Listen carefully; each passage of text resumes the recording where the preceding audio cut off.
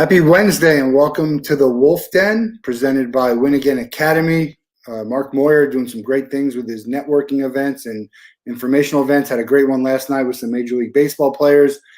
Check out winagainacademy.com. I'm Matt Wolff, founder and CEO of Ticket Time Machine. Today we have Neil Scherer. Neil's going to talk about his great art. But let's start off and tell us who you are and where you're from and what you do. Hi. First of all, thanks for having me on, Matt. I, like you, has been a sports fan my whole life. Generally, that begins with my father. It's no exception here. Plus, growing up in a town of Mount Vernon, New York, which has produced 11 NBA players, 3 major leaguers of note, including Ralph Frank, who's involved in a number of my displays and some of my museum shows. It sort of was a natural that sports became of interest to me.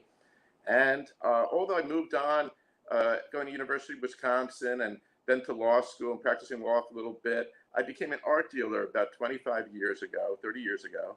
And in New York City area, have had my own gallery from time to time. I work with some of the more prestigious galleries in New York. But I still always had that love for sports, and I wanted to find a way to tie it in. And surprisingly, the whole concept occurred during 2004 when the Yankees were playing the Red Sox in the playoffs and had a commanding 3-0 lead, and they fell apart and they lost. And I was at Game 7. I stayed to the end. My brother, who I shared season tickets with, left early, couldn't deal with it, and I congratulated the people who remained. You almost felt you were at Fenway Park at that time. And as I did, many of them were very gracious and thanked me. A few of them used some choice words. But to the end of the day, I realized that there's something special about this. So I took that ticket and I framed it nicely, and I sent it to my best friend's father from the University of Wisconsin, a huge Red Sox fan and a great art collector, who had in his collection for art people Mondrians and Hoppers and people of that note. So I wrote in the back of the framed piece, I said, "Congratulations, nobody deserves this more than you. Remember, it happens only once every 86 years, so enjoy it." And he immediately got back to me and said, "Neil, this is the greatest gift I ever got. Don't tell my wife, but if it was up to me, I'd toss the artwork aside and put this in a place of honor it deserves." Now, I know he was joking a little bit, but I was thinking at that time that, sports is really important. It's part of our history. And since I come from the art world and not the memorabilia world, I wanted to do it in a different fashion. And what I do is I incorporate numerous rare artifacts together, whether it be tickets, programs, photographs, autographs, things like that, all authenticated. Being an attorney, that's an important part of my deal here. And I started, my big break, I guess, was Made in America was a major concept. It still is. And I think stores should promote that fact. And I went up and down Madison Avenue to all the stores that products were made in America. And I stopped up at Steuben Glass. Sounds like a German company, especially from Corning, New York. And I walked in there, and it was very fortuitous. They had just signed a contract with Major League Baseball to give a glass bat and ball to the MVP of the All-Star game. And they took me down to this lower level, which must be $40,000, $50,000, $60,000 a month rent. And he said, "Neil, I'll give it to you a month. Can you do it?" I only had 2 or 3 pieces at the time, but of course I said yes. And I scrambled like heck to get it done. I was ready. And our 2-month show that he'd given me ended up being 9 months because we were such a great guest to our host, bringing in business, bringing in fun, bringing in entertainment. And of course, the show ended up being, we changed our name to Extra Innings, which we thought was the proper name for it. And it just started snowballing. And we've now, there's basically this concept that started on a 4th-floor walk-up in New York City, has moved to the finest stores and galleries in Madison Avenue, is now featured in a number of museum shows that I've been made the curator. So it's really has grown in many ways, and we're kind of thrilled by it. Yeah, so prior to 2004, your art, what was your art? My art is American paintings from as I say, from Albert Bierstedt to Basquiat. More of a traditionalist. I love the Hudson River. I love the Ashcan School, and I would buy that. But being that I also had to change with the times, as you have to do, and now modern contemporary is really the area that's hot and featured. And I've moved into that with the Colorfield School and Just bought a painting by Friedel Zubas, Paul Jenkins. So between the art, between the sports, and between being an attorney once in a while, I actually only worked as an attorney with for my brothers and sisters. So let's hope they have a quiet year these days, you know. But I really have I'm very busy, but I really enjoy all the areas I'm in. I think that comes out. Yeah. So I think I probably asked you this before. We always tie stuff back to movies and Netflix. And did you watch the Made You Look documentary? I did not. I have to say, I'm not as much of a TV watcher as I should be, and I miss that. But it sounds like something I gotta go watch. Yeah, as an art collector, dealer, it's definitely something you got to watch. It's kind of crazy, actually. But the interesting thing when you talk about authentication is that was one of the things that Oh, professional people were looking at these art pieces and couldn't tell. They couldn't tell that it was not a real thing. So, it is. and It that's is. hard. It's hard to authenticate, but there are services out there that are doing it. So it's interesting. Yeah, that's one of the comparables between the sports and the art world. I try to do as best I can get authentication. And the art world is getting tougher and tougher because of legal lawsuits and things like that, that experts don't want to put their names on it.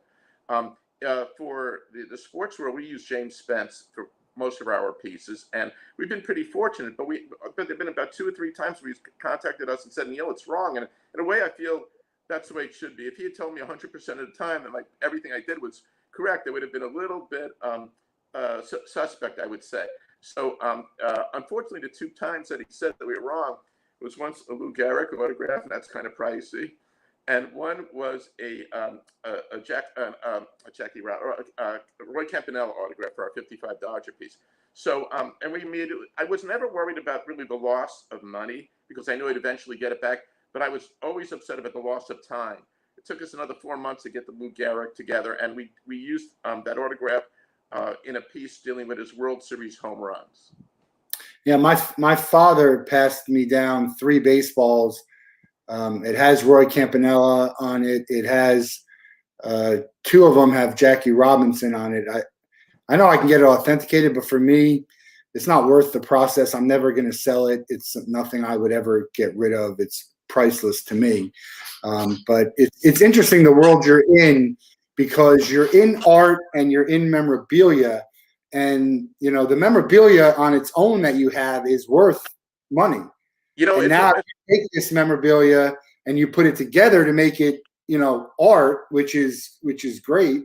And now it's worth even more money. So talk about the process of what the process of what you think makes a great art piece, whereas all of the stuff you have on its own is great memorabilia.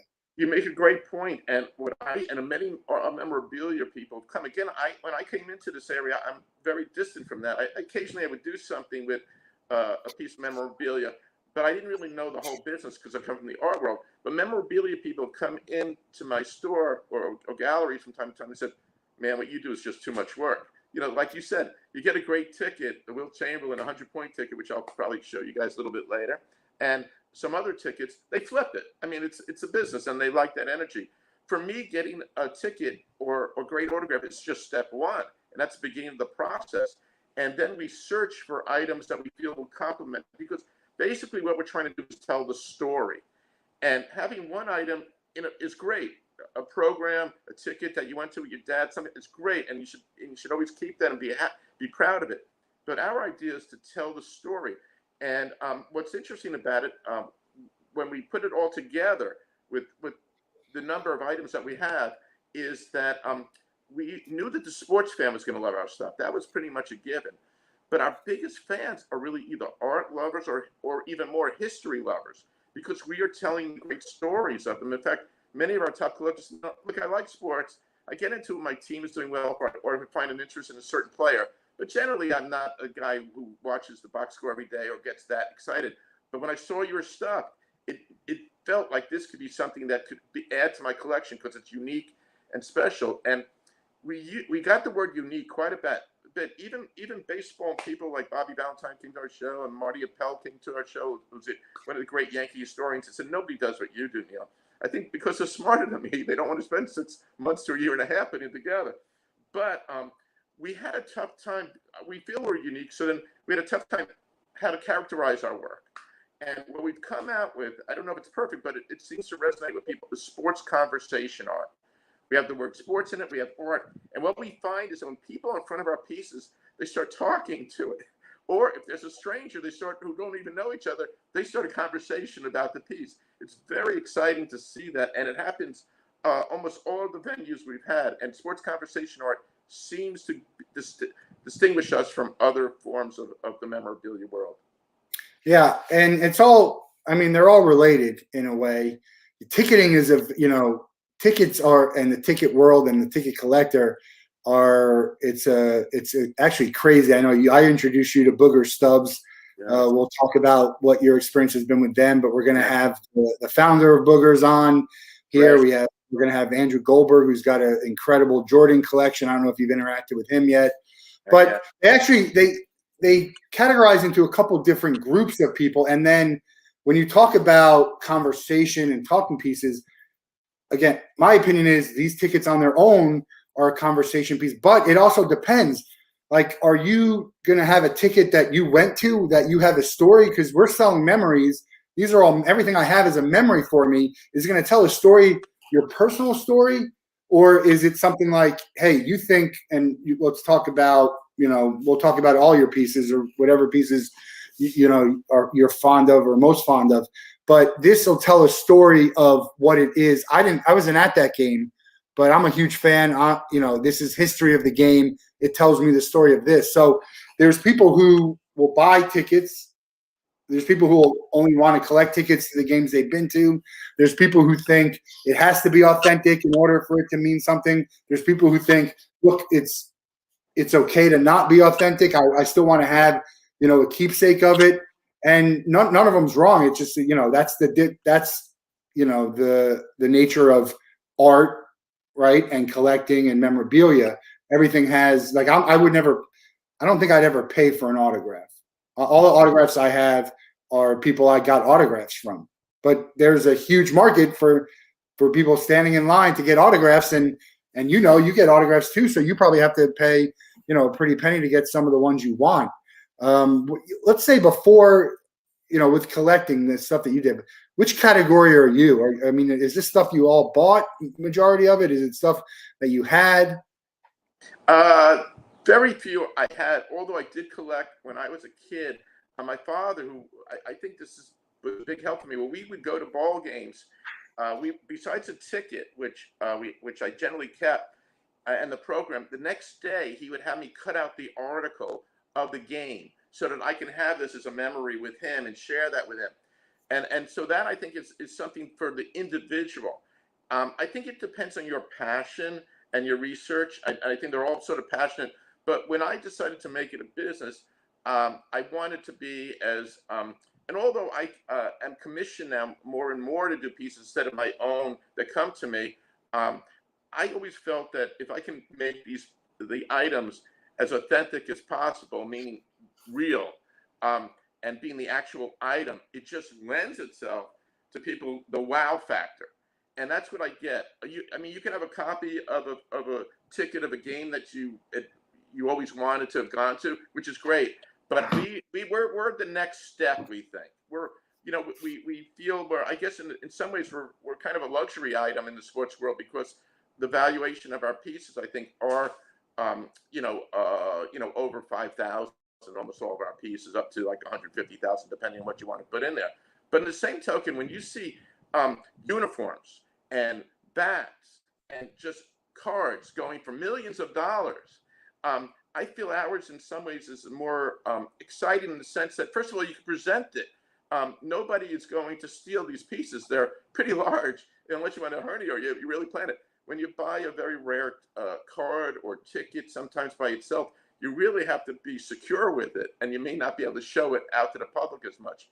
Our items, people who have bought them have had it anywhere in their man caves to their offices. The only problem we've had is some of our people are very shy and quiet. They said, Neil, unfortunately, we're now the most popular house on the block, and we've got to have people coming in all the time. We don't really want that. But in a way, that's just shows you how much our pieces seem to generate such interest and excitement when people see them. Do people buy your art for a ticket and maybe take that ticket separately? I mean, you have stuff authenticated. Yeah. So is it in a protective case in the art? Well, yes, it is. Sometimes it is. Sometimes it's more, I don't know, floating, if you will. But we generally, our pieces are presentation is very important to us. I think because I'm an art dealer, and I mean our framing and matting could be $2,000, $3,000, $4,000 depending on the complication of it and everything. Believe it or not, I'm in New York City, and I only have one framer right now that wants to do it because it's just too much damn work for them. When I want to, how I want to place the pieces, how I want to tell the story with the tickets, the autographs. I like to have a symmetry too, sort of people, gravitate to that type of thing. And the images and the photographs that we pick are very important for, our Mickey Mantle pieces or our Lou Gehrig pieces, how we want to present him, with Gehrig, of course, one of the handsome young Gehrig, not an elderly, sickly Gehrig as he's diseased. It's also what we have literally done in our last 2 or 3 pieces. There's an artist named Adam Port who I recommend you consider for your show. He does what he almost calls photographic imagery. They're paintings, and he's in the National NBA Hall of Fame and things like that. He has done 2 or 3 images for us in our last 2 pieces. And when I tell people that's a painting, not a photograph, wow! It just, it's a wow. It just adds to the excitement. And we think the fun for our pieces. And when people buy our pieces, we're very excited. And generally, the people buy more than 1 or 2, which I think means that they feel they're getting great value. And also, I think they're getting something unique, interesting, and something they really love. Yeah. So show us a ticket that you have. Okay. I was thinking today, because a lot of my tickets are already in pieces, but a couple of things that I'm working on. Being that, as people have been sort of enjoying the live NCAA play, and again, my high school, Mount Vernon, produced players like Suda Rodney McRae, and who I grew up and graduated high school with, and won the state championship and won championship at Louisville, and an NBA career, and Ben Gordon recently, and for the old timers, Gus and Ray Williams, the late Ray Williams, who was one of my heroes. But anyway, because Gonzaga has looked so spectacular and now has a chance of going undefeated. The last team to go undefeated was the great Indiana team of Kent Benson, Tom Abernethy, Scott May, Quinn Buckner. And here is a ticket. Can you see this? Yeah. Yeah, that's a ticket from the finals from that last one. And maybe they'll have company in next week if Gonzaga pulls it off, which I think they have a really good chance to do. So that's one ticket. And what I plan to There's no tickets, though. There's no tickets for the NCAA right now. I know. And, from my point of view, perhaps from the pieces I do, it adds value to my pieces because that's a form of history without the paper. Now, I don't know if it's a paper one because of the COVID situation or is this going to be continuous. They're going digital. I've talked to the NCAA. I hope to be able to do something for a Gonzaga championship. Yeah, I've talked to people, and to me, it's disappointing because I think part of the charm of going to an event is the ticket and the character of it, getting a piece of. And ironically, games back then were fairly, even, checking out the valuations were fairly less expensive. Let's put it, where people love to see the prices of World Series ticket $1.50 or $4. Yeah, $13 for that ticket. Yeah, but those tickets had so much character and wonderful enough. Here is a 1986 Detroit Tigers World Series ticket, full ticket. I'm going to be doing a piece, and of course, I have all 7 tickets and the full tickets. So these, I guess, are given excellent as their grade. I'm not always that interested in the grading of it, but it's not bad to have these because some tickets you want to see like people went into the game. My piece, I want you to feel like you're in the game, but it's not bad. I was able to get a full set, and I'm working on the Detroit Tiger piece. That's so. Just real quick on that. That's one of the points that I always make is when you're talking about authenticating and getting graded. Baseball cards completely understand it. A ticket, I want my ticket to have some character to it, like I was actually there. But if you do get it graded and authenticated like you do, move it the other way a little bit. Oh, sorry. Yeah. So you see at the top, for people who don't know, I don't know if you get it from PSA or wherever you get it from, but they put a grade on it, and obviously This was PSA. Yeah, so it's in there. But my question to you earlier was, when you do this piece, do you take that ticket out of the frame? I probably will, because I will put I'm going to probably have all 7 tickets. They'll still be secure, but they will probably be out of that. And what I may do is keep one on the side with the grading, so that the people who buy it understand that they have a high quality ticket for their own purposes. But I think sometimes the tickets themselves by themselves are really what you want them to gravitate to. And how thick are your stuff? I mean, I'm wondering if you can't put it in there and cover that, because it would keep the worth of not that the ticket's going to really be worth a lot less, but once you take it out of there, the grade, send it back. You make a good point. And I think for the most part, we haven't always bought tickets in such great condition, and somebody have gone the great length to get it. For example, here is that will be used in the same piece. Here is a ticket from 1968, the day. No way. The day Denny McLain won his 30th game. This is the real ticket. Now, it's not in the fancy thing, but we have a letter saying it's authenticated and all that, and it's stamped on it, September 14, 1968, his 30th win. So this will be part of that piece, being that Denny McLain was such an integral part of that particular 68 Tiger team. Now, and where do you get these tickets? Where are you? I mean, you're saying you're buying them. I get my Where are you getting these tickets? Everybody asks them. I get my items, tickets, autographs, programs, anywhere from the garbage pail in front of the house to the top gallery, to memorabilia shop, to estate sales, to word of mouth, to auctions, occasionally eBay, as long as I authenticate them. And it's part of the process. It's just part of the process. And here is probably the most important ticket I have. And again, it's sort of like Hannes Wagner, some cards you need to be mint, like especially the new cards that bring millions of dollars. But if you get a Hannes Wagner, even a grade 1, 2, or 3, it's still going to be worth a lot of money. I kind of feel that in this particular piece. This is the ticket. By the way, I think the greatest individual game accomplishment, as I tell people, was Will Chamberlain's 100-point game. I put it right up there. And this is the ticket from that game. Can you see it? Yeah. That's awesome. Again, you could see. Now, supposedly 4,000, 4,500 people. People don't even realize, even though Will Chamberlain was a great player, basketball is still fledgling a little bit, and they play double headers quite a bit around the country. And in this particular game, was actually played in Hershey, Pennsylvania, and which is interesting. So, but besides that, they also, in order to get more people in, they had a double header, and they had the NFL champions of the Philadelphia Eagles, who won the championship in 1960, play the I think Baltimore Colts in a basketball game before the actual game that Chamberlain hits 100 points in.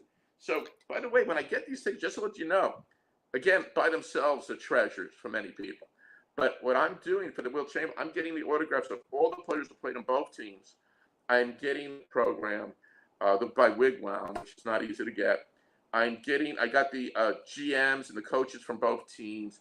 I have a pennant that I'm not sure was on the top of Hershey Park, but is vintage, let's put it that way. That will be in it. And of course, being that it's from Hershey, Pennsylvania, my matting will be brown for the representing chocolate. So you try to have all sorts of fun like that. A lot of people, as I said, have come up to me, Neil, I love what you do, but my favorite player is Walter Payton. Can you do a Walter Payton piece? So I said, give me a week. I come up with all my ideas. I usually agree with them.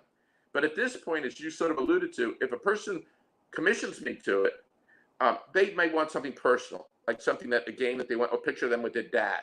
Fine, it's theirs. I probably won't do that if it's just for general and I'm working on it, because it's not going to be for everybody then. So I put that in, and I researched it, And I went anywhere from his starting date in Jackson State all the way to his final football game with the Bears. I have tickets from all that. I have all the tickets from All Bowl Pro. I do a whole thing on the Super Bowl, and the gentleman loved it. And what we do with commission pieces, we come up with a number. I mean, you could go, like I said, from 5,000 to 100,000. I mean, if a guy wanted a ring in it, those could go for 30,000. So you can see where numbers can get crazy. So I let them make a decision. I ask for 20% down, and I go to work. They have to know a couple things. One, it's not being done in a week or a month. It's probably going to be done 6 months or a year. But what I do, I call my clients up every month to show them what I am. I tell them the good, the bad, and the ugly. I think they love it because they're part of the game. And then we get to that program, that part, hey, I couldn't find this piece. I've been trying for 9 months. This is what I think we should substitute it, or we can leave it out. And they like that. They generally get involved in it. And, I could deal with this. I could deal with that. So our clients, and some of them are big shots in the business world and others. And I think sometimes they've had a tough day and they call me up. A lot of them call me the 5-minute break. What are you working on? They just wanted to get away from their business because I guess mine sounds like a lot more fun or something. Oh yeah, and things like that. So it's kind of it now. What else do I have? The will piece that you're going to do, is that sold already, or you're going to build it and then sell it? I'm going to build it. I have some people who've showed interest in it, but nobody's commit. That's either piece. What I find generally happens is either you sell it like in 2 weeks. People are going to go nuts of it, or then you got to get more imaginative, creative, and try to reach some people. I can't imagine that not going fairly quickly. Certainly will get interest almost immediately. I mean, that piece, I don't even know what would be priced, probably over 50,000. With these pieces that don't necessarily sell, or some of the ones that you have, I know you've been in some museums, so let's talk about the museum world a little bit. Is it one piece in a thing? Is it a whole wall of it? Is it something that could be, this is, hey, come see this whole display? What do you envision? What are you doing now? What do you envision? Well, it's very interesting. And the way I got involved in museums was through the art world again. The Mattatuck Museum in Waterbury, Connecticut, I was working a painting by fairly well-known artist William Sidney Mount that I loaned to them, and I went to pick it up. And I said, Waterbury, Connecticut, I said, is this Yankee territory or Red Sox territory? He said, well, we think we're the dividing line between the two fan bases. I said, well, why don't you do a museum show? It makes natural sense. So I about 2 weeks later, I get a phone call from the director of the museum. And she says to me, Neil, we've decided to do it, but you're going to be the curator. I had never done that before. But I kind of like challenges, and this is a real challenge. And I would say 85% of the material was my stuff. It was featured. And by the way, it's not easy because my pieces, as I said, take months or years to go. But I'm very, very fortunate to have clients who understand my situation. And so I would say about half of them were available, meaning I hadn't sold them, and about half I had sold, but my clients had loaned it for the exhibition. I would probably have about 15, 20 things, and it was really cool to be that. So I did that for, and what's kind of cool about it was we had a big map of Connecticut, and you put a blue dot where you live if you were a Yankee fan, and you put a red dot if you were a Red Sox fan. And you could see the state divided where the lower, and it made sense, the lower half was mostly blue because getting close to New York, and the red dots were more going toward Boston and Massachusetts. It made complete sense. You could see that state's really divided. So anyway, it was a great show, and it lasted, it was only supposed to be for 5-6 months, and they added another 3 months to it. And then I got it was exciting, and then I get a phone call from the Morris Jamel Museum a few years back, and they said, Neil, first of all, I love history, history major in college before I went to law school and all that stuff. I never heard of the Morris Jamel Museum, and I'm embarrassed. Part of it's their fault for not promoting it enough, but I think I did a good job getting it. Morris Jamel Museum is the oldest home in Manhattan. It was George Washington's headquarters during the Revolutionary War, and Lin Miranda made it famous in a way because he wrote a couple songs, and some of the movie Hamilton was written there because Aaron Burr lived there for a few years. Pretty crazy. So anyway, but it happened to be across the street from the Polo Grounds. That's the connection. So she called me up, Neil, can you do the Polo Grounds show? And man, that was a heck of an assignment because quite a bit of New York and the country has done shows on Ebbets Field, and rightfully so, the Boys of Summer. But the Polo Grounds, I don't think it's gotten the attention. By the way, I'm wearing my Polo Grounds shirt and my New York Giants thing here. So I took, you don't realize that 5 major league teams play there. You think of the New York Giants, but the Yankees don't even become the Yankees until 1913, their first year at the Polo Grounds. The New York Jets started there when they were the Titans. The New York Mets started there. And I think I'm missing one more team. The New York Giant football team started there in 1925 and played and was there until 1955. And they had great boxing matches there. The Billy Conn, Joe Louis fight was there. One of my most fascinating moments putting the show together. I don't have the ticket. I wish I had it here.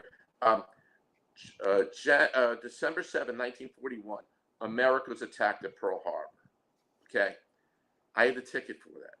Now get this, the Brooklyn Dodger football team led by Ace Parker plays New York Giant football team. The bombing occurred about 10 minutes before kickoff. And unlike today, because of technology, everybody probably would have known about that we had been bombed probably by the kickoff time, and the game probably would not have been played. Nobody knows about the bombing until after they go home. There was some hints about it at halftime. There was some people had some recollections of the mic over the microphone, loudspeaker. Sorry, Regiment 67, please report. So there were some inklings, but nobody. How could you know? How could you know you were being bombed? One of the fun things about having a museum show, and by the way, any of your listeners or viewers or business people or museum curators and are looking for a show, we feel we've put on our work and we have established ourselves to be great. And I think all of our shows have been the fact that they have always been given more time and extended tells a little bit about our quality. But in any event, we had a person come in. He was 92 years old. And unfortunately, the building wasn't disability access. They didn't have elevators and things like that.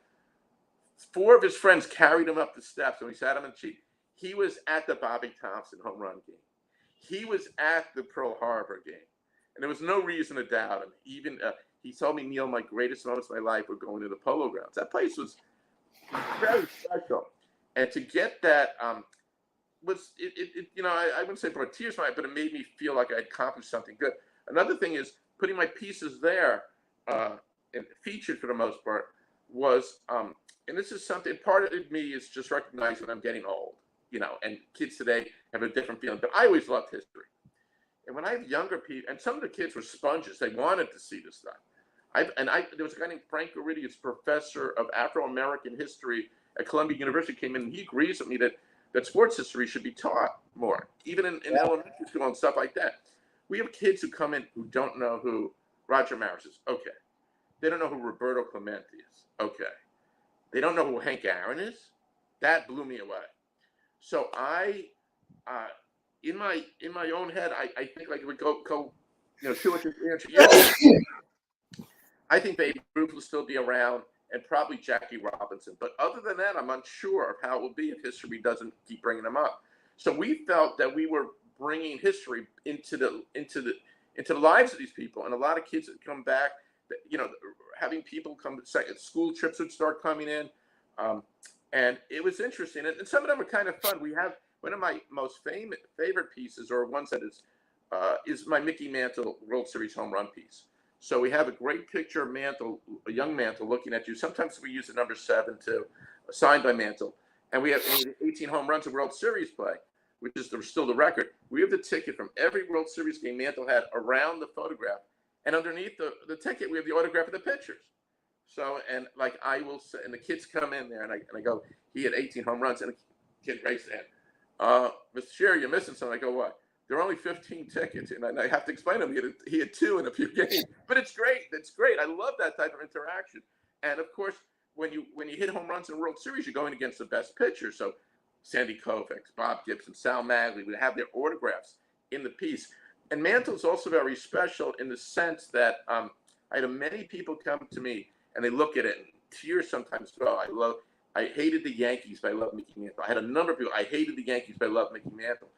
The charisma, he was a flawed gentleman. Jane Levy, we did a book signing with her, who wrote one of the more recent Mickey Mantle books. And, he's a very flawed guy in many ways with his alcoholism and things like that.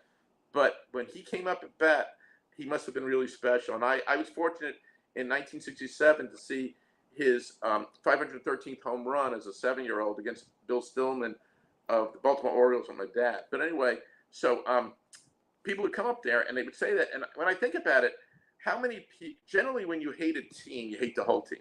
There might be exceptions like Michael Jordan. There might be exceptions, maybe Derek Jeter. So Mantle's in that category where I still love the guy, even though I hated the Yankees. I thought that was interesting. And by the way, we did the home run series, as we call it, with Joe DiMaggio and Lou Gehrig. And in some ways, those are harder because you go back further in time than the Mantles were done. Not yesterday, but the 60s is still where you could get those tickets in the late 50s. Did you sell the mantelpiece? I sold the mantelpiece that a week, but that's only one of the few that I have made multiple of. Not like 20 of them, but like 4. And I can make another one more that I know I can make because I got tickets for it. So if anybody's ever interested in that, give me a call because those go pretty quickly. And it's interesting. Some have bought that because they were of that age. Some have bought that because they're just sports people and they love Mickey Mantle. But other people bought them to give as a gift to their father and grandfather, whose hero was Mickey Mantle. So have you seen your stuff resold? What's that? Have you seen your stuff resold? No. So far, first of all, we probably only have about 40, 50 pieces. So that's one thing. It hasn't been resold yet. A few, some of the pieces one time came to me, we think your collection's worth a lot. We want to sell the whole thing. And I kind of like putting it in all the people who do have it, love it. And that's really, and most of them say I would never sell it. First of all, I think if they're not one of a kind, they're pretty damn close, and even the ones that we do a second time, it's always going to be different. Either the photograph, the quality of the tickets, the things like that. One of my favorite pieces, we've done a couple on perfect games. We did Sandy Koufax's perfect game and Don Larson's perfect game. And it's interesting that he's also, I would put him right below Mantle as an interest in terms of what gets sold fair on a quick basis. Maybe the Jewish community just loves their Sandy Koufax. I can't blame him for that. My father, incidentally, was a Jewish kid from Brooklyn, but he was a Yankee fan, so he loved Mantle more than Koufax. But Right. So we've done a couple of Koufax pieces. We have the ticket. But what I love that I don't have them here, I love having scored programs from the game where the errors are made, where the characters. I don't want to have a scorecard that was made last week on perfect penmanship. I love when they cut or rip up things and you have to figure out what did he say and all the little things that he did, like maybe even a mustard stain. I love that stuff on it. Yeah, So, I agree. So on this particular one with Don Larson, I get to Larson here. It's signed by Ed Sullivan. Okay, it's a common name, but you're wondering. So I contact James Spence. It was the Ed Sullivan, and better than the proof of them saying it, we have photographic evidence. We found an image of Ed Sullivan at the Don Larson game signing programs, and he was a sports writer in New York at that time. So we found that fascinating. I'll send you that. I think maybe it did, but I'll send it again. The photograph of Larson doing it. Of course, Mantle makes a great play to preserve it, so we have an image of that. We also have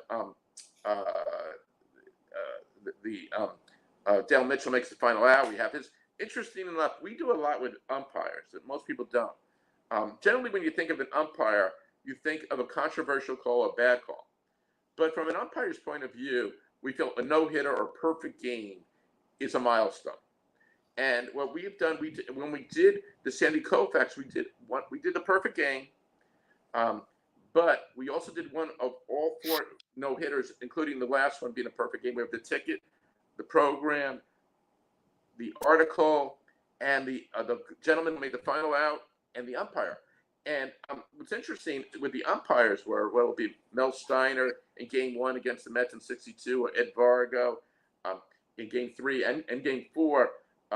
In Game 3 against the Phillies, Bobby Wines is the last batter up, and with 1 strike on, he hits a foul tip into the throat of Vargo. He's in total pain. Everybody wants him to leave the game. You're in pain. He said, no, I don't want to hurt the rhythm of the pitcher. It makes sense. He's obviously in perfect shape. And of course he stays in for a few more minutes. Koufax does the no-hitter, and he writes on the ball, "Thanks for a great game, Ed." Sandy, I don't know how to feel about that. He was the umpire, but I thought it was interesting. Of course, the perfect. What about the umpire who blew that call at first? Yeah, I know. Everybody always, I think I do a great thing immediately to go to another thing. But yeah, I totally know what you're talking about. The one at Detroit, I believe it was. I forget, the umpire was almost inconsolable after realizing that. Today, of course, that wouldn't be the situation because of replay. I don't think. But yeah, I have thought about doing like bad call type of thing, or interesting or controversial Buckner? call. What about Buckner through the legs? Well, we do have that. We do a piece on the 1986 Mets. This is still available for Met fans. We've sold our other Met pieces. And we have all 7 tickets. We also have tickets from opening day, the pennant winning game, things like that. We have all the autographs in presented on one of these like mob things where they all jump on each other. Incidentally, I always think sometimes the losing team may be more lucky because the winning team, I'm surprised nobody's gotten broken bones or gotten injuries sometimes. You've had people get injured in the pile. Not as much as you would think, though. Yeah, but some of them are some of those. If you're on the bottom of those things, I think that's not the best position to be in. No. We also make mention, of course, of the Buckner play. I met Mookie Wilson later, and he said he was going to get to first base even if Buckner had caught the ball properly. He said, I still was going to beat him, but who knows? The dramatic part was it happened, and you feel kind of bad for Buckner in that situation. But we have that. We try to, like, as you can see, we try to do the monumental historical games.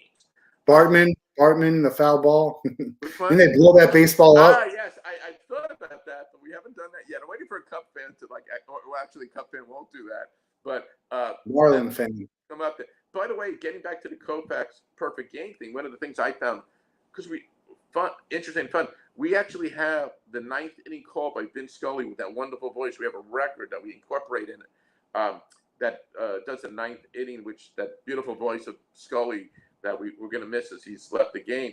And so we get even, and we just use, I just sent you last week our most recent piece dealing with the 1980 USA hockey team defeating the Russians at Lake Placid. And I was a sophomore at University of Wisconsin. Mark Johnson and the late Bobby Suter, one of the first players to die from that team, was on it, being Badgers. So I was into it.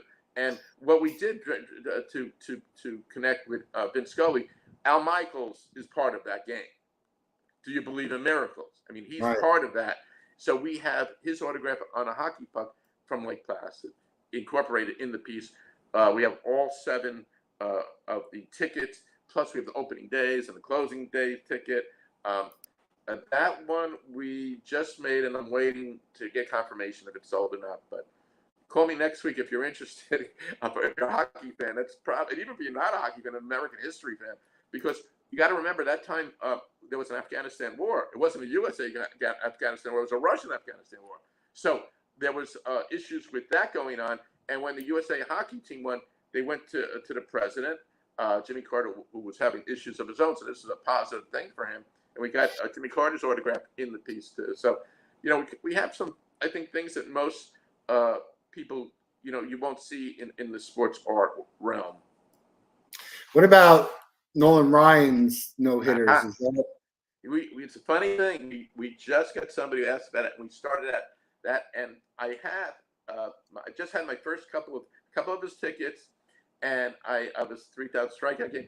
But I have all the autographs of the catchers from every one of his no-hitters, and it kind of works with the Sandy Koufax thing because Koufax had the record when he got his 4th no-hitter, which is a perfect game, and of course Ryan is up to 7, so he's supplanted Koufax in that. But he's definitely on my list. I got about 5 or 6 things on my list. I don't want to go through too many because it's just hard to do that. So we do the 5 or 6 at a time. What about insurance? I mean, these things all need to be insured, right? Because they're worth a lot of money. They're sitting in a in your wherever you are, or also in museums. Right. No, it's a good point. When I have art insurance, so it connects with it, and I just added the sports on it. So I have Scherer Gallery, which is my art world, and Going Sports, but I have them under one insurance policy. And for me, it makes sense because I think my insurance is like $3,500 a year, something like that, which Wow. is for about $500,000 worth of stuff, and of course the transition. But when it goes to a museum, they take over the insurance issue. Okay. And also generally when I have clients who take what I do for my clients is because I know the piece could look great here but look terrible at their home. So what I do is I give them a week to live with it. Generally, I ask for a deposit, and then so far everybody is. The art, I probably have a pretty good percentage, like maybe 65, 70%. But with the sports, I think it's 100%. I think when they get it, if a neighbor comes by and says, "Wow," I think they don't want to get rid of it. And also, the neighbor probably would kill them for getting rid of it if they send it back. But what I do is I want to. The only rule that I have with my art and sports, because people have in their mind where they're going to put it, I always say, because it's good faith, and I don't really hold them to it. I said, if it doesn't work in the spot that you have in your mind now, because I'm going to give you a week, you have to promise me to try it at one more place in your house. And a few people said, Neil, you were absolutely right. It worked better here than there. Because I don't want to, if they really love the piece and just because one spot doesn't work, I don't want them to decline it because they didn't try it somewhere else in their house. I would think they should do that on their own. Yeah, I Anyway. know, but some people don't think that way. So you're an old timer in history, right? I mean, we're talking about Maris and Mantle and Koufax. There's a lot of value to the new wave of ticketing and events. What's the newest piece you've done? Is that something that you'd be maybe interested in doing on your own, or someone wants it? I am considering maybe doing something with Derek Jeter or something. Probably my most recent piece. I have a Michael Phelps piece dealing with his Olympian in 1984. I may be doing something with like the 2003, 2004 Red Sox, being that I think that's still that's still not like yesterday, but I'm also thinking of doing. So I think you're right. I'm more of a history type of guy. And I like to bring that back to life because I think it's so important to know it. But if somebody said to me, my favorite player is LeBron James, I might, but I tell him I'm not buying it. I'm not going to include any $1.9 million card. I'm going to tell him right off the bat, But yeah, I think it's interesting. But yeah, there are things that I might do that. Maybe if the Brooklyn Nets win this year or something like that, we'll see. But I haven't. My most recent thing, I'm probably missing something more recent than that, but I guess maybe the most recent pieces, maybe the 86 Mets or the. It's 30 years, 35 years ago. It goes by quick, yeah. Yeah, it's no. I mean, look, part of what you're doing is you say you don't want to include a 1 point whatever, but if someone wanted it in there, they have to pay for it. It's all you're going to say, look, you want this ticket in there, it's going to cost you X amount of dollars. Absolutely, I would not say no. I would either have him pay for my added insurance, or Right. I would have to do something like that. But I'm not saying no to that. And in some ways, maybe not to be negative about it. I wonder if it takes away some of the value from a card if you put something like sometimes you see a Babe Ruth autograph, but if it's connected with 3 or 4 other items that are lesser, maybe it detracts from it. I'm not saying that's definitely good. That's why I say if you can get it to where you have the card in there and that it's intact, and then it's covered by some. No, you make a great given there. And I would probably confer with the client, which I like to do at times. Say, this is our idea. What do you think? At the end of the day, we want to make him happy. No, of course. How about Hall of Fames? I mean, this have this been in the Hall of Fame? Any I have discussion? reached out to them, and to my surprise, when you think at first glance, I think they would like it. In fact, a number of people have called my show when I had it here at the at Marshall Mill Museum. They called it New York's Cooperstown. I've gotten that idea from people. Some people like even my stuff better because it's the storytelling approaches as opposed to single items. But I've reached out to them. But in their defense, they have so much stuff. They probably have seen so much. I wish they would take a look at it. I've reached out to the Yankees and Mets a little bit. Maybe I've gotten some response once in a while, but they have more of the singular items. But I think when people see my pieces, they start thinking about it. And also what I love is getting like they do the 1927 Yankees, one of the hardest pieces we ever did. We have all 4 tickets as they beat the Pirates. We have the autographs of all the players who played in the World Series. So not the whole team, but the ones who played in the World Series. We have the program. We have a check signed by Colonel Jacob Rupert, co-signed by Ed Barrow, the president of the team. But I found interesting about it is, and we have Babe Ruth and Lou Gehrig. Babe Ruth and Lou Gehrig are out there. You just got to spend a fortune. Guys like Jimmy Grabowski, a backup catcher who dies at the age like 31 trying to save his cat from a fire, is pretty rare, and we had him involved in it. So sometimes getting the lesser player is harder to get, even though it doesn't cost as much. One of the most recent pieces that we've done, and I'll share it with you in about a month, we're doing Babe Ruth's 2-3 World Series home runs games, 1926 and 28. And we got the pitchers who we hit the home runs off of. We have the tickets from each game. We have the program scored by somebody at the game. We have a great image of Babe Ruth that was done by Adam Porter, our artist. But I wanted to have the umpires. Why? Part of that's my routine, but also it's important in this case. In the 1928 game, when Ruth was up, I don't think it was Charlie Root. I think it was Willie Shadell. Anyway, he's up against him, and the pitch is thrown. And in the American League, you could not quick pitch, but in the National League, you could quick pitch. Ruth wasn't ready, and the first thought was it's a strike. There's a big argument. And Cy Furman, the umpire, ruled that it was a quick pitch and it would be disallowed. 2 pitches later, Ruth hits the second of the 3 home runs. If Cy Furman rules differently, I don't do this piece, or it's not done in this way because of it. So I try to find Cy Furman. I thought I had him, and I reached out to umpire organizations. I reached out to family members of him. Nothing. I see on eBay a guy has it. And I bought it. I'm all excited, waiting for it. He doesn't get. Finally, I get back to him. He says, "I'm sorry, I couldn't find it." He returns the money. I didn't want the freaking money. Sorry, I didn't want the money. I wanted the autograph. Finally, we were able to get one, and we got it like just as we were matting it. So it was like another week we wouldn't have even included it. So I'm very excited. Timing is everything. Timing is everything. And what I like about it is I like when I do a piece that it's complete in my heart, in my eyes. And very rarely have I put a piece out there that I didn't think had everything I wanted it to be. But that's why it takes a year and a half sometimes. Yeah. No, it's a long game. Yeah. Who's your Mount Rushmore of baseball? On my Mount Rushmore, even though I didn't see him play, I think it has to be Mickey Mantle and then Babe Ruth. And who else? 4. Oh, 4? I think Jackie Robinson has to get up there because of his importance. And the 4th, that's hard. I would think maybe I put Sandy Koufax.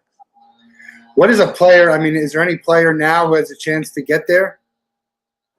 You sometimes wonder about a guy like Aaron Judge, if he'll stay healthy and do something, because just his size and girth makes him a candidate. He might not be big enough Mount Rushmore for him. I stood next to him, Wow. And he's big. I'm a big guy, and he's. I mean, he towered over me. Wow. Just imposing, physical specimen is, it's crazy. Now he has to be a candidate, but it's way too early to put him anywhere with injuries. Hopefully he doesn't get them. Um, so I think he might be one of the ones up there to consider. What records are never going to be broken? Okay, it's a funny thing. I have one that people don't talk about that much. We know that the Joe DiMaggio one and things like that, and Cy Young. I'm going to throw one out there that people don't think of that. Connie Mack managing the team for over 50 years. First of all, he owned the team. I know that helps, but most people don't even, you got to live to 50, first of all, which hopefully all of us do. But I think that's something that's not really ever thought of by most people. That No one's going to want to do it. That's the other thing. You got to have something that someone wants to do. Yeah, and I think he managed for 51 or 52 years. So I think that's a record that is not really ever brought up, but I think it's right up there with unbreakable records. How about give me like your top 3 or 5 baseball movies? Oh, I saw. I don't remember all the. I think The Natural is up there. I think the Field of Dreams is up there, which I appreciated more when I looked at it later than I think the first time. Field of Dreams in my top 3 movies of all time. Okay, now try it. You know what I think? I don't know if my third, and I put in the top 3, was a movie that's very tangential but very important. Did you ever see the movie Frequency? Oh yeah, with is Keel or what's his name? I hope I got the name right. It's where I think it's Dennis Quaid or Quaid, where he's meeting his father. Yeah. Frequency. And James Caviezel, I think his name was. Maybe, yes, that's who it is. And why I liked it so much, for me, was it deals with the 1969 World Series, very tangentially, and it talks about the famous play. And I talked to Art Shamsky about it, who I know from the '69 Mets, where the ball goes into the dugout.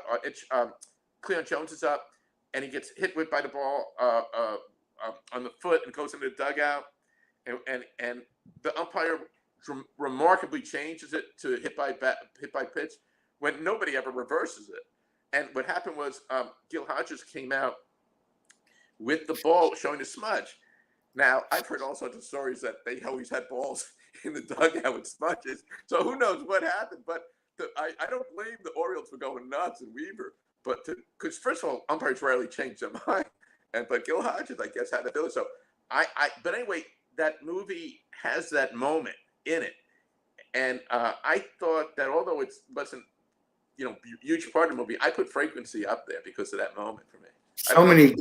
So many great baseball movies, some that are real baseball movies, and then stuff like, even The Fan with Wesley Snipes, I thought I enjoyed that. Sandlot. We'll have to do a movie. What's the movie with the kids playing ball?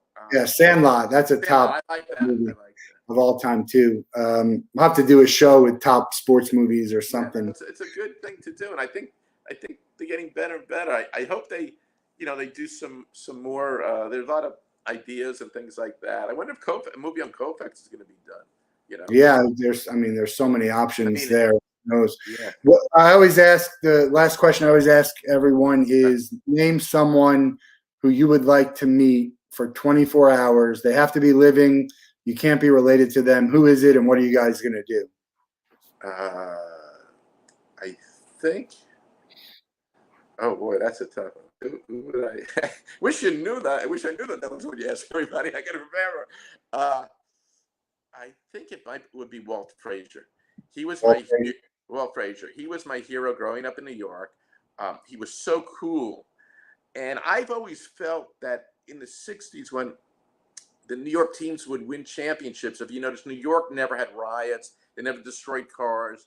They never looted buildings whenever they won a championship. I always sensed that some of it was the coolness of Walt Frazier that kind of gave that aura of New York of being cool and not being, so violent in any way. And I still remember I was a kid. I was so lucky. At 4 o'clock, I would watch Gus Williams, Ray Williams play at Malvern High, Earl Tatum, guys like that. And then at 7 o'clock, if I got my homework done, I'd watch Frazier, the Busher, Bradley, and those guys. So I was really, really fortunate. But Frazier was my guy, and I would love to talk to him. I've gotten close to that. I would talk to him about those Knicks teams. I would talk to him about, and by the way, I never knew how gregarious he was and how wordsmith, if you will, or he was, because he was so quiet on the court. I remember it's so cool, but I didn't realize this was part of his demeanor or his or just his being. So what would you guys do? Maybe he would take me to his restaurant. And you're okay with his terrible commercials with the hair color for men with Hernandez? That's okay. Yeah, I Did don't you mind. pass on that? Those days are over for me anyway. So yeah, I think he would be my guy. Yeah, that's interesting. Yeah, well, we'll put him on the list. We're gonna make it happen for one of our guests. So he's Walt Frazier has made the list. Really great talking to you. We could talk sports and history and all that. Do you want to know about my three? Yeah, we ran out of time here. We're gonna do that again. Okay. Next time, but tell everybody where they can find you. We got some information at the bottom, and you know how you can help them make a great gift for someone, or help them improve the man cave. First of all, Matt, thank you for having me on the show, and I for your audience, if you're interested in a piece, or if you'd like to know more about me, I have video tours of my 2 museum shows. I'd be happy to send you them, and then to get to really see what my pieces are like. And if you ever want a piece done, if you want to know what's available, I'm at goinggonsports.com. That's my website, which is long overdue for an overhaul, so I'm going to work on that. And my best email address to reach me is njsart@msn.com, and I'd be happy to send you videos of our tours, museum tours. And I think you'll get a kick out if you're a baseball fan, history fan, or a lover of art. So I think either one. It's great stuff. I love this stuff because I'm a fan art guy. It's a little bit different than what you do, but it's still in the same realm. Yes. I'm more modern stuff than the old timer stuff, but I love what it is. Yeah, and then also it's memorabilia. I mean, at the end of the day, you're taking memorabilia and you're turning it into more. I believe that memorabilia is art as it is, but you're turning it into a grander piece of art, which is I think a lot of people will resonate with. And then go watch Made You Look. You got to watch that documentary. Let me know what you think. Everyone, Neil Scherer, goinggonsports.com, njsart@msn.com. This is the Wolff Den. We got some great baseball guests coming on tomorrow and Friday for opening day. Baseball is here. So tune into the Wolff Den tomorrow. I think it's at 3 p.m., but check your local listings. And thanks again for tuning in, everyone. Have a great day. We'll see you soon. Thank you. Thanks.